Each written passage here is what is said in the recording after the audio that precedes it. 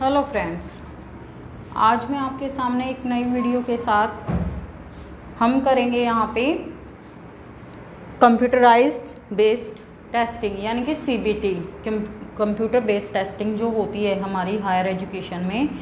यानी कि जो शुरुआत तो हमारी कहाँ से हुई थी, जो ट्रेडिशनल था सिस्टम, यानी कि जहाँ पे एग्ज़ाम सिस्टम होता था, वहाँ से धीरे धीरे चेंजेस आते गए और ई लर्निंग ने उसका रूप ले लिया। या फिर आप टेक्नोलॉजी बेस्ड लर्निंग या ऑनलाइन लर्निंग की बात कर सकते हो। जो एजुकेशनल असेसमेंट है, एजुकेशनल असेसमेंट मतलब शैक्षिक प्रगति, शैक्षिक उपलब्धि, अचीवमेंट्स, वो किसके थ्रू किया जाने लगा। पहले तो नॉर्मल ट्रेडिशनल एग्ज़ाम सिस्टम होता था, अब बेसिकली इंफॉर्मेशन टेक्नोलॉजी यानी कि IT का यूज़ करके ऑनलाइन असेसमेंट को प्रेफर किया जाता है। यहाँ पे online assessment, computer based assisted assessment यानी कि ऑनलाइन असेस किया जाता है, आपको इवेलुएट किया जाता है, आपके बारे में इंफॉर्मेशंस को इकट्ठा किया जाता है, आपका परफॉर्मेंस को बताया जाता है। या जो है कंप्यूटर असिस्ट करता है, आपकी हेल्प करता है आपको असेस करने के लिए, आपका आकलन करने के लिए। उसके बाद है ई असेसमेंट, इसको ई भी बोलते हैं, ई असेसमेंट यानी कि इलेक्ट्रॉनिक या कंप्यूटर बेस्ड टेस्टिंग। उसके बाद है इसमें कौन कौन से हमारे जो टेस्टिंग हैं, मल्टीपल चॉइस के टेस्ट शामिल होते हैं, ट्रू फॉल्स के, ऑनलाइन सबमिशन होता है टेस्ट का, जैसे हमारा NTA UGC नेट का जो एग्ज़ाम होता है वो भी आपका ऑनलाइन होता है, तो वो इसी में ही शामिल है। तो computerised adaptive testing, adaptive testing मतलब धीरे धीरे उसका जो भी टेस्ट है उसका डिफ़िकल्ट लेवल कैसे बढ़ाते हैं वो। जैसे कि जो हमारा रिस्पोंडेंट्स है, लर्नर है, वो जो पहले के क्वेश्चन पे रिस्पॉन्ड करेगा उसी के बेसिस पे नेक्स्ट क्वेश्चन का जो डिफ़िकल्टी लेवल है वो बढ़ाया जाएगा। तो यहाँ पे पर्पज़ क्या है, पर्पज़ या फिर इसको टाइप्स बोल लीजिए, फॉर्मेटिव असेसमेंट की जाती है। ये जो है हमारी टर्म, ये एग्ज़ाम में कई बार पूछ ली जाती है, एग्ज़ाम पॉइंट ऑफ व्यू से वेरी इंपॉर्टेंट टर्म है। असेसमेंट फॉर लर्निंग, फॉर्मेटिव को बोलते हैं फॉर लर्निंग, आपको लर्निंग के लिए असेस किया जा रहा है, यानी कि साथ साथ जल्दी कॉन्टीन्यूसली। तो आप यहाँ पे जो आपका डेली बेसिस पे जो असेसमेंट होता है या एंड ऑफ दैट चैप्टर आपका जो असेसमेंट टीचर करता है, क्विज बेसिस पे, डिस्कशन बेसिस पे, आपकी लर्निंग स्किल्स के बेसिस पे और आपके चैप्टर टेस्ट, यूनिट टेस्ट के बेसिस पे, तो वो जो है वो लर्निंग के लिए है, यानी कि जो आगे की आपकी लर्निंग है वो इम्प्रूव होती है इससे, इसीलिए इसको क्या बोलते हैं, असेसमेंट फॉर लर्निंग। तो नेक्स्ट है हमारा सम्मेटिव। सम्मेटिव में क्या होते हैं, जैसे हमने लास्ट वीडियो में देखा था कि जब हमने टाइप्स ऑफ इवैल्यूएशन किया था, सम्मेटिव होता है आपका हाफ ईयरली एग्ज़ाम या आपके ईयरली एग्ज़ाम, फाइनल एग्ज़ाम जिसको बोलते हो वो। और उसमें क्या होता है, या तो आपका प्रोजेक्ट आपको सबमिट करना होता है, आपके रिटन एग्ज़ाम्स होते हैं। असेसमेंट ऑफ लर्निंग यानी कि आपकी लर्निंग, आपने कितना सीखा, आपकी परफॉर्मेंस क्या है, उसको, आपके लर्निंग एक्सपीरियंस क्या है, आपका अनुभव क्या है, उसको असेस किया जाता है सम्मेटिव में। डायग्नोस्टिक में क्या होता है, डायग्नोस्टिक में अगर आपका डायग्नोज किया जाता है कि आपको दिक्कत कहाँ पे आ रही है, कमी किस सब्जेक्ट में है, आपके बिहेवियरल चेंजेस का क्या कारण है। इसके अलावा जो सर्वे हैं, ऑनलाइन सर्वे किए जाते हैं जिसमें जो है हमारा क्वेश्चनियर यूज़ होती हैं, एंड वो जो स्टैंडर्डाइज टेस्ट किए जाते हैं, उसके अलावा परफॉर्मेंस टेस्ट या हमारे जो डिफरेंट टेस्ट का ऑनलाइन यूज़ होता है, क्योंकि वो स्टैंडर्डाइज्ड इसलिए होते हैं, उनकी ऑब्जेक्टिविटी भी बहुत ज़्यादा होती है, उनकी वैलिडिटी ज़्यादा होती है, उनकी रिलायबिलिटी और प्रैक्टिकलिटी, ये सारी चीज़ें ही उनकी और नॉर्म क्राइटेरिया होते हैं। तो वो सारी चीज़ें उनकी साइकोमेट्रिक प्रॉपर्टीज़ में आती हैं, जो कि आगे हम सेकंड यूनिट में हमारा डिस्कशन करेंगे। तो ये जो है जो हम बात कर रहे थे सर्वे की और उसके अलावा परफॉर्मेंस टेस्ट की। तो यहाँ पे जब हम बात करते हैं, दो तरीके की असेसमेंट होती है, पहली एजुकेशनल असेसमेंट, दूसरी होती प्रैक्टिकल असेसमेंट। जो एजुकेशनल असेसमेंट होती है उसमें तो आपके एग्ज़ाम शामिल होते हैं, और जो आपके पहले एग्ज़ाम आपके ट्रेडिशनल वे में होते थे रिटन एग्ज़ाम, अब धीरे धीरे फॉर्म चेंज हो गई है, इसका जो रूप है वो IT ने ले लिया है, इलेक्ट्रॉनिक वेब बेस्ड जो है आपका कंप्यूटराइज्ड जो है वो आपकी टेस्टिंग जो अब की जाती है। दूसरे हैं आपके प्रैक्टिकल असेसमेंट। प्रैक्टिकल में क्या होता है, वाइड रेंज ऑफ स्टूडेंट्स, यहाँ पे लार्ज पार्टिसिपेंट्स होते हैं, बहुत सारे स्टूडेंट आपके एग्ज़ाम दे रहे होते हैं सेम टाइम पे। जैसे नेट का एग्ज़ाम हम दे के आते हैं, तो वहाँ पे बेसिकली क्या होता है कि भाई आपके अलग अलग सेंटर्स आपके प्रोवाइड करवाए जाते हैं, और आपके जो कंप्यूटर्स हैं वो होता है। उसके अलावा सेम टाइम पर आपका एग्ज़ाम स्टार्ट होता है, और आपका जो है वो फर्स्ट और सेकेंड पेपर होता है। उसके बीच में अगर पहले आपका वो होता था, मतलब हाफ टाइम होता था, हाफ एन आवर का, अब वो ख़त्म कर दिया, अब कंटिन्यू आपके दोनों पेपर होते हैं।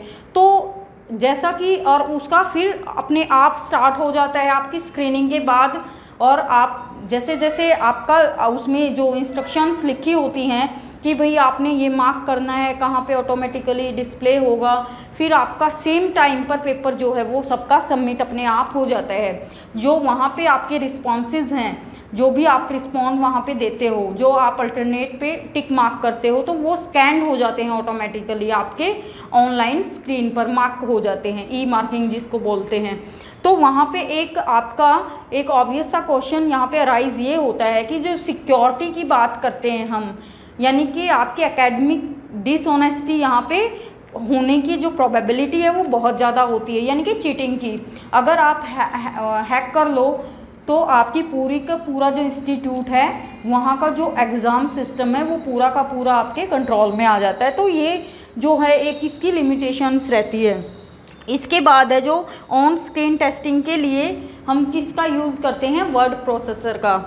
तो ऑनलाइन असेसमेंट का यूज़ बच्चे की कॉग्निटिव एबिलिटीज़, यानी कि जो उसकी संज्ञानात्मक, उसकी नॉलेज से रिलेटेड है, उसके ज्ञान से रिलेटेड है, इंटेलेक्चुअल से रिलेटेड है, वो सारी एबिलिटीज़, योग्यताओं का हम जो है मापन करते हैं, मेज़र करते हैं। इसमें ई पोर्टफोलियोज़ आपके तैयार किए जाते हैं, जो कि एक लॉन्ग टाइम की जो आपकी लर्निंग है उसको शो करता है। तो इंडिपेंडेंट वर्क यहाँ पे बच्चा करना सीखता है, क्योंकि उसको क्या होता है कि जब तक टीचर ना बोले वो अपना जो असेसमेंट है वो कंप्लीट नहीं करता है। तो इनके थ्रू बच्चे को मोटिवेशन, उसमें प्रेरणा जगाई जाती है, इंस्पायर किया जाता है कि भाई आप अपना खुद से करो, खुद से इवैल्यूएशन करो, ऑनलाइन टेस्टिंग ज़्यादा से ज़्यादा करो, जो मॉक टेस्ट हैं वो ज़्यादा से ज़्यादा करो ऑनलाइन।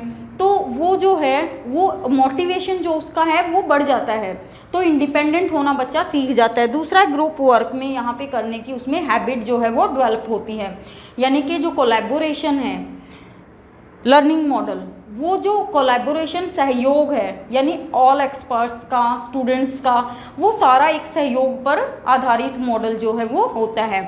फिर है प्री टेस्टिंग की जाती है।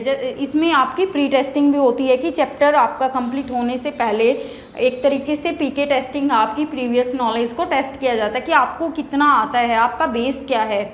उसके बाद ही अगर हम चैप्टर के बाद इवैल्यूएशन करें पढ़ाने के बाद, तो बहुत अच्छे से हमें पता चल जाता है कि हमारे जो ऑब्जेक्टिव थे, जो टीचिंग ऑब्जेक्टिव थे, हमने कितना अचीव करे। वो ई मार्किंग में आपको बताया था मैंने कि ऑनलाइन जो आपने रिस्पॉन्सेज टिक किए हैं वो स्क्रीन पर मार्क हो जाते हैं, और इसमें कौन कौन से टेस्ट आते हैं आपके, रिटन भी आते हैं, मल्टीपल भी आते हैं, और वीडियोज़ भी आती हैं। फिर इसके बेनिफिट्स हैं आपके सीबीटी के, वो क्या है, मल्टीपल टेस्ट एडमिनिस्ट्रेशंस। जो आपके मल्टीपल टेस्ट जो होते हैं, एक तो ये आपके एडमिनिस्ट्रेट करने में, यानी कि किसी के ऊपर कंडक्ट करने में वो इजी होते हैं, स्टैंडर्डाइज्ड होते हैं। यहाँ पे बहुत सारे आइटम्स होते हैं टेस्ट में, तो उनका स्कोरिंग जो है वो प्री डिसाइडेड होता है, पहले से डिटरमाइंड होता है, यानी कि कोई भी आपकी स्कोरिंग करे सेम आपका स्कोर आएगा। स्कोर के बाद जो आपका एनालाइज किया जाता है, आपके रिजल्ट्स जो बताए जाते हैं वो भी एक नॉर्म्स, यानी कि नॉर्म्स, स्टैंडर्डाइज्ड नॉर्म्स के साथ कंपेयर किया जाता है आपका रिजल्ट्स, और वही आपको बताता है कि आप कहाँ पे स्टैंड करते हैं। दूसरा है आपका, और आपके जो लर्निंग प्रोग्राम्स बनाए गए हैं वो कितना इफेक्टिव हैं। फिर हैं शॉर्ट टेस्ट होते हैं, स्टैंडर्डाइज्ड होते हैं। दूसरा है डायनेमिक और इंडिविजुअलाइज्ड, यानी कि जो हमारी सीबीटी है, कंप्यूटर आई टेस्टिंग है, वो क्या है, एक तो रिलायबल है आपके लिए, दूसरा वो डायनेमिक है। डायनेमिक होता है कि भाई गतिशील है, अकॉर्डिंगली टू सिचुएशन या आपका टाइम के अकॉर्डिंगली जो है, इसमें हम फ्लेक्सिबल है, हम चेंज कर सकते हैं। मतलब कि आपका डिफ़िकल्टी लेवल है जो वो बढ़ाया जा सकता है थोड़ा थोड़ा करके। और कंप्यूटर एडेप्टिव टेस्टिंग हमने जैसे पहले बताया था आपको कि जब हम डिफ़िकल्टी लेवल एकदम से नहीं बढ़ाते हैं, पहले रिस्पॉन्ड के बाद जब आपका दूसरा क्वेश्चन आता है वहाँ पे आप जो है वो अपना डिफ़िकल्टी लेवल, इंस्ट्रक्टर जो है या एग्जामिनर जो है वो डिफ़िकल्टी लेवल को according to respond of first questions के बेसिस पे आपका डिफ़िकल्टी लेवल बढ़ाता है। इमीडिएट ग्रेडिंग, यहाँ पे जो जैसे क्विज मेकर है हमारा, वो आपका ऐप है या फिर आपका एक तरीके से ऑनलाइन प्लेटफॉर्म है टेस्टिंग के लिए, जहाँ पे जो स्कोरिंग है मल्टीपल टेस्ट की, स्टैंडर्डाइज टेस्ट की, वो स्कोरिंग ऑटोमेटिकली अपने आप जो है स्क्रीन पर दिखाई दे जाती है, आपको हो जाती है। Helps in open ended assessment, portfolio यहाँ पे तैयार किए जाते हैं, जो कि मैंने पहले ही बताया, आपकी इन्फॉर्मेशंस को कलेक्ट करके, गैदर्ड करके उसका पोर्टफोलियो जो है तैयार किया जाता है। उसके बाद प्रोजेक्ट इसमें आते हैं। रूब्रिक एक्सटेंशंस, ये भी आपका ऑनलाइन प्लेटफॉर्म है टेस्टिंग का, इसमें आपका ऑरेंज स्लाइस भी है और जो ये आपके ऑनलाइन प्लेटफॉर्म हैं। उसके बाद जो गूगल शीट्स होती है उस पर आपकी जो स्कोरिंग है वो ऑटोमेटिक हो जाती है।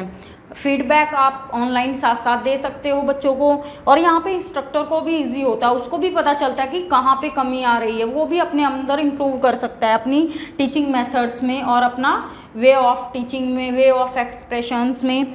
तो रिलायबल है, आप सबको पता ही है, चाहे कंसिस्टेंसी ऑफ स्कोर्स यहाँ पे सेम रहता है, यानी कि चाहे मैं आपको टेस्ट करूँ या आप दूसरा एग्जामिनर आपको टेस्ट करे, तो ये ऐसे स्टैंडर्डाइज टेस्ट होते हैं जिनका सेम स्कोर आपका जो आता है।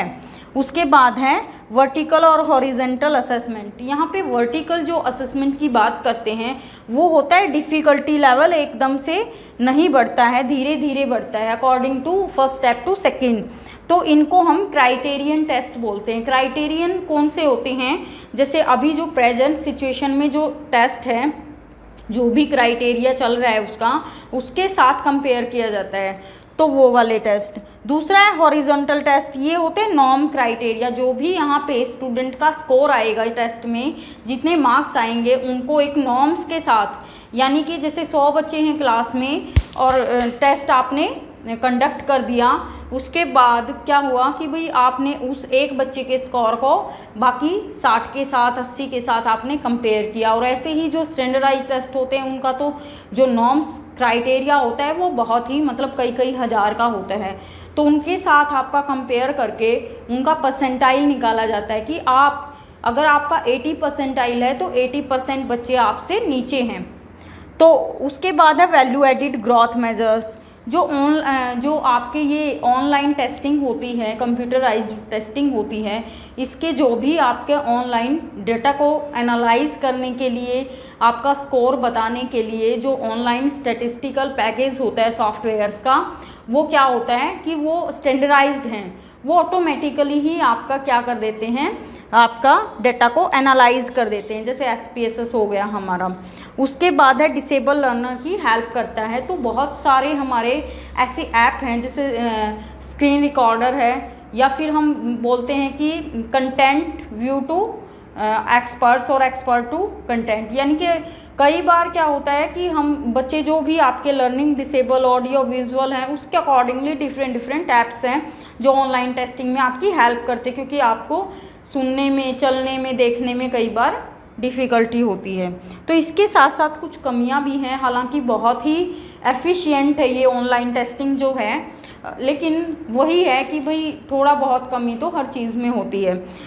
क्या होती है कि हर कोई आपका डिजिटल लिटरेसी सब में नहीं होती, सबको वेब नॉलेज नहीं होती। ऑनलाइन लर्निंग की जब बात करते हैं, ऑनलाइन टेस्टिंग की जब बात करते हैं, तो कंप्यूटर का नॉलेज सबको नहीं है, बहुत ही कम लोग ऐसे होते हैं जिनको डिजिटल नॉलेज जो है वो होती है। दूसरा है जो ये टेस्ट होते हैं इनका कॉस्ट बहुत ज़्यादा पड़ता है।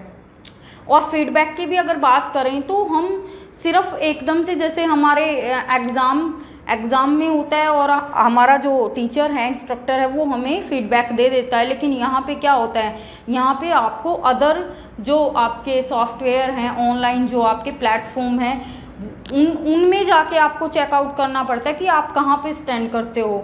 अब उनको आपको इंस्टॉल करने के लिए उनका जो कॉस्ट है वो बहुत ही ज़्यादा पड़ता है, तो आपको एक एक्यूरेट, एक सटीक जानकारी नहीं मिलती है कि भाई आप कहाँ पे स्टैंड कर रहे हो। फिर है आपकी सिक्योरिटी की, जैसे हमने पीछे बात की कि भाई जो एकेडमिक डिसऑनेस्टी है, यहाँ पे चीटिंग की बहुत जो प्रोबेबिलिटी है वो रहती है। एक्सपर्ट्स और ट्रेंड की ऑब्वियस सी ज़रूरत है, क्योंकि जो ऑनलाइन टेस्टिंग है वो आपकी एक्सपर्ट्स ही कर सकते हैं। इनकी जो स्कोरिंग होती है, इनका जो डाटा एनालिसिस होता है, इनके जो रिजल्ट्स होते हैं या फिर आपका इंटरप्रिटेशन ऑफ रिजल्ट्स होता है, वो आपके एक्सपर्ट्स ही कर पाते हैं। तो इसी के साथ हमारा ये लेक्चर यहाँ पे ख़त्म होता है। मिलते हैं आपको नेक्स्ट वीडियो में, तब तक के लिए बाय बाय।